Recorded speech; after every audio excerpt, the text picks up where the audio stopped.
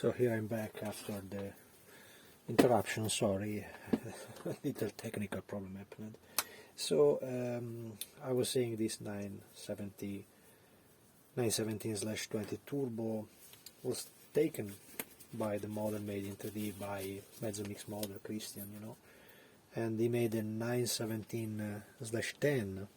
That was the first version, racing mostly in America, from the infos that I have.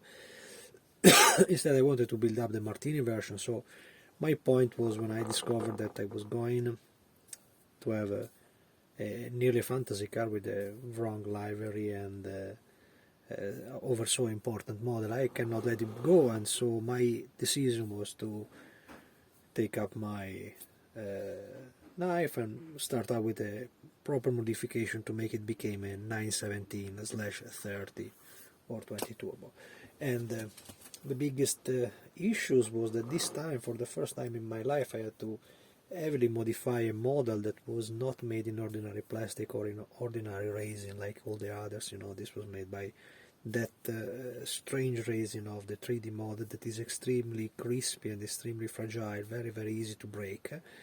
And I had to recreate all these fenders with all the proper vents coming up and ending in a different way, in a very different way from the 917/10. So I have to end in this side, So I took a line in the way to make them parallel, because if you look closely at the picture of the actual car, they were not vents going down like in the Alpha 33, that they were following the shape of the wheel arches. They were parallel one to each other.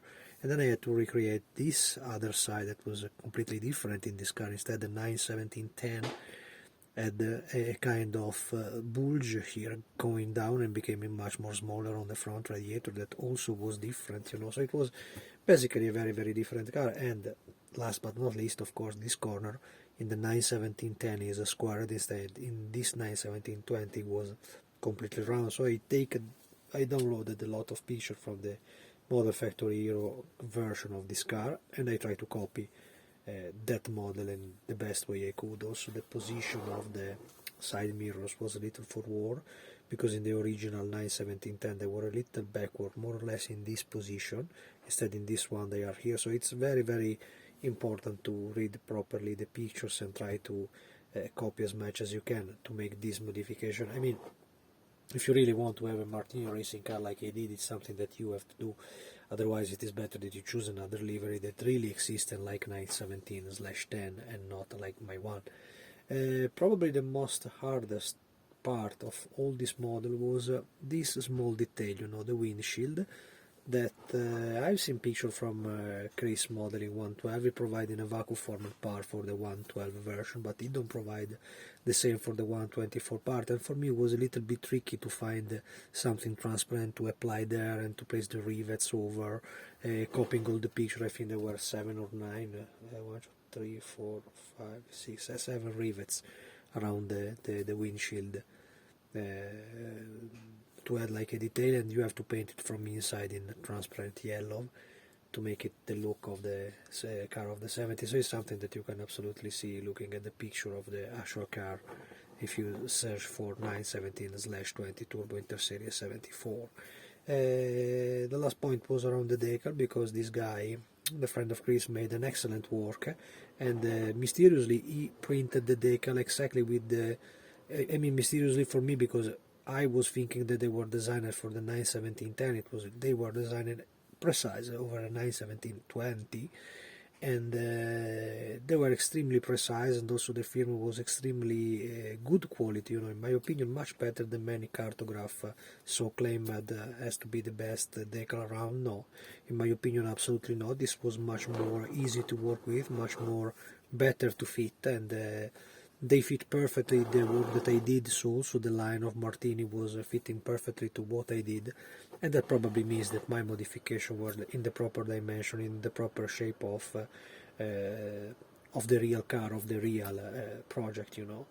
I had small details, in this particular one little touch that I wanted to add, and you can see from above there. It is the little helmet from Herbert Muller. He had a very simple helmet in the 70s, you know, when he was racing. He died in 1980, if I'm not wrong, at the Nürburgring, in a horrific crash, similar to Niki Lauda one, you know, but then the worst, of course.